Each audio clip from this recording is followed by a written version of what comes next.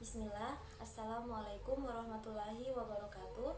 Perkenalkan, nama saya Bulan Purnama Indah, Stambuk A24191011 dari kelas Fisika B, Program 1 S1 Pendidikan Fisika, Fakultas Keguruan dan Ilmu Pendidikan, Universitas Tadulako. Baiklah teman-teman sekalian, dalam video ini kita akan membahas tentang percobaan 1 pada praktikum elektronika dasar 2 yang membahas tentang penguat transistor. Nah, dalam video ini akan berisi tentang rangkaian yang digunakan dalam proses percobaan, kemudian fungsi alat dan bahan yang digunakan, dan juga prosedur kerja perlakuan. Nah, seperti itu. Baiklah teman-teman sekalian, langsung saja kita simak video berikut ini.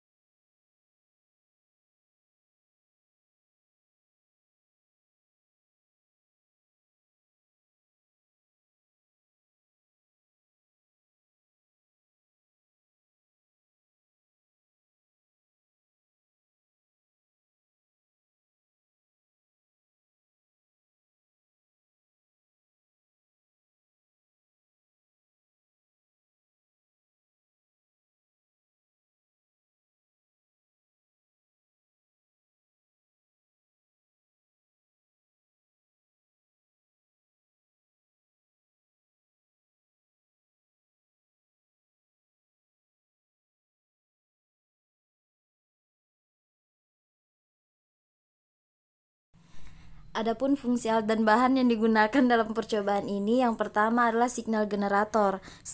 Generator fungsi atau signal generator adalah alat ukur yang digunakan untuk menampilkan gelombang listrik.